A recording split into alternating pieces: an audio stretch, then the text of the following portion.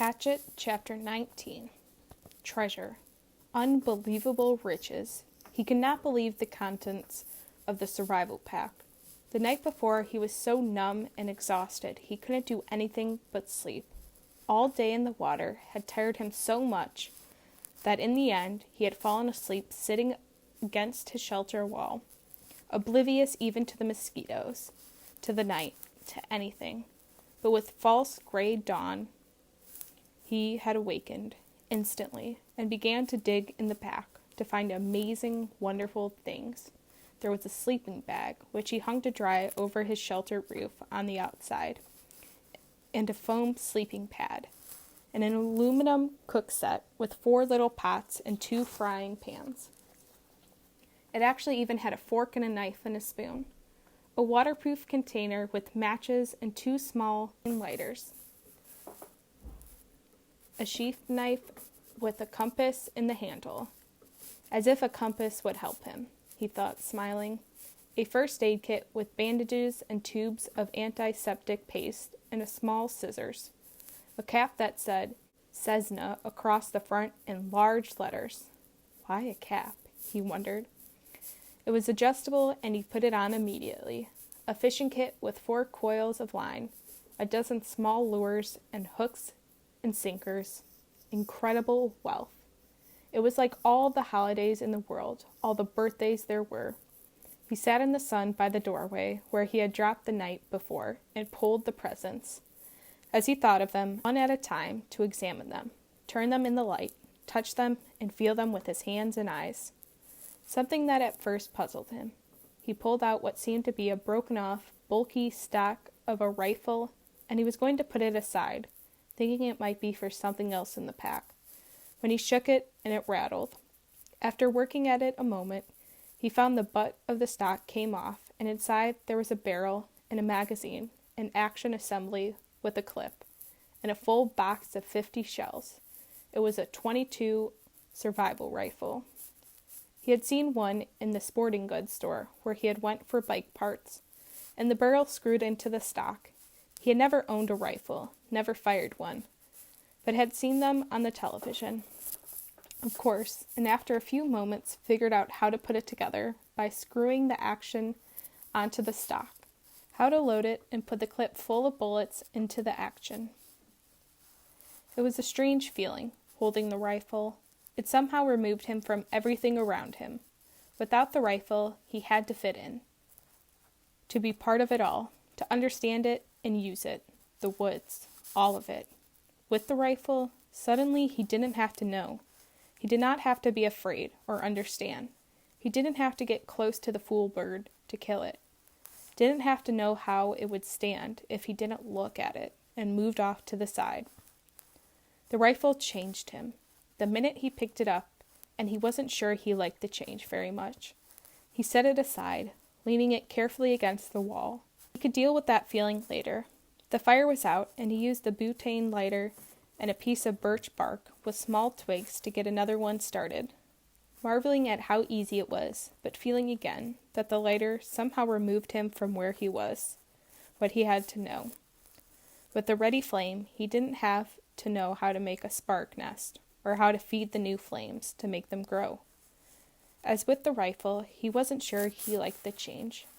Up and down, he thought. The pack was so wonderful, but it gave him up and down feelings.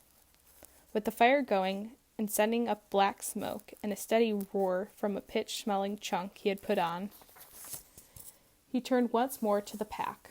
Rummaging through the food packets, he hadn't brought them out yet because he wanted to save them until last, glory in them. He came up with the small electronic device completely encased in a plastic bag.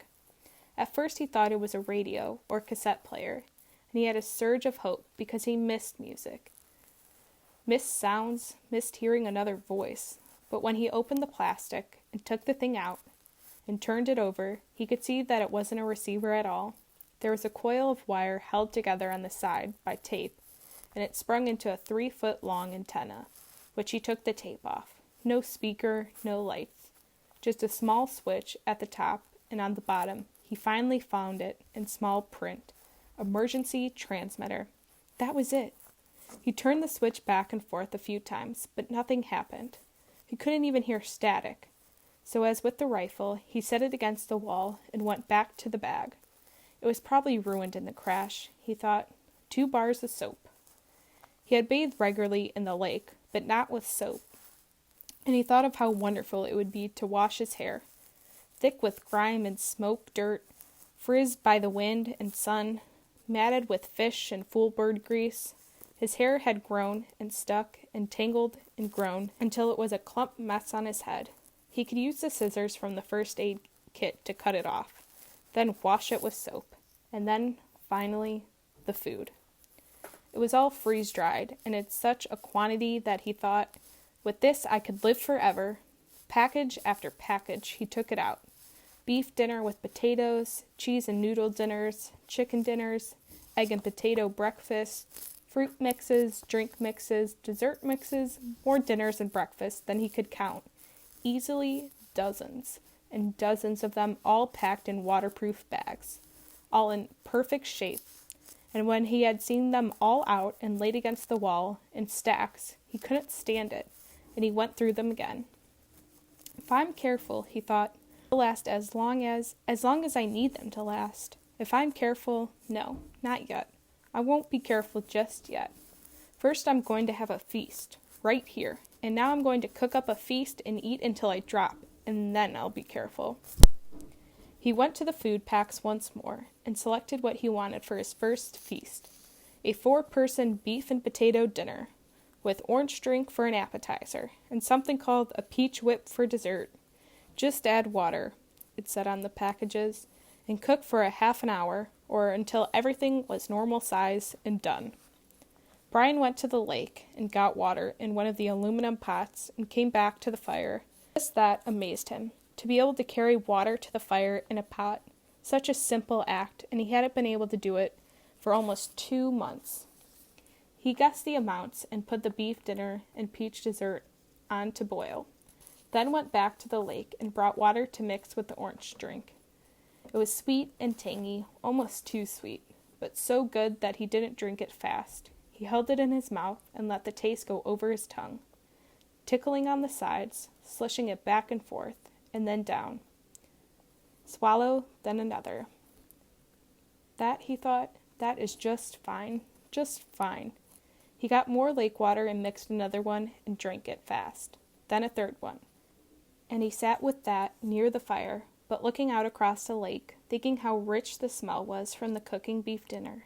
There was a garlic in it and some other spices, and the smells came up to him and made him think of home, his mother's cooking, the rich smells of the kitchen, and at that precise instant, with his mind full of home and the smell from food filling him, the plane appeared. He had only a moment of warning. There was a tiny drone, but as before, it didn't register. Then suddenly, roaring over his head, low and in back of the ridge, a bush plane, with floats, fairly exploded into his life. It passed directly over him, very low, tipped a wing sharply over the tail, and crashed the plane into the lake, cut power, gliding down the long part of the L of the lake, then turned and glided back, touching the water gently once, twice, and settling with a spray to taxi, and stopped with its floats gently bumping the beach in front of Brian's shelter. He had not moved. It had all happened so fast that he hadn't moved.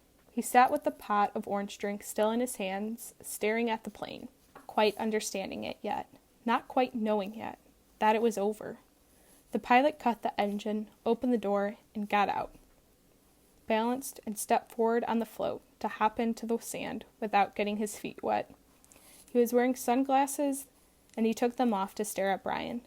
"I heard your emergency transmitter. Then I saw the plane when I came over." He trailed off and cocked his head, studying Brian. "Damn, you're him, aren't you? You're that kid. They quit looking a month ago. No, almost 2 months ago.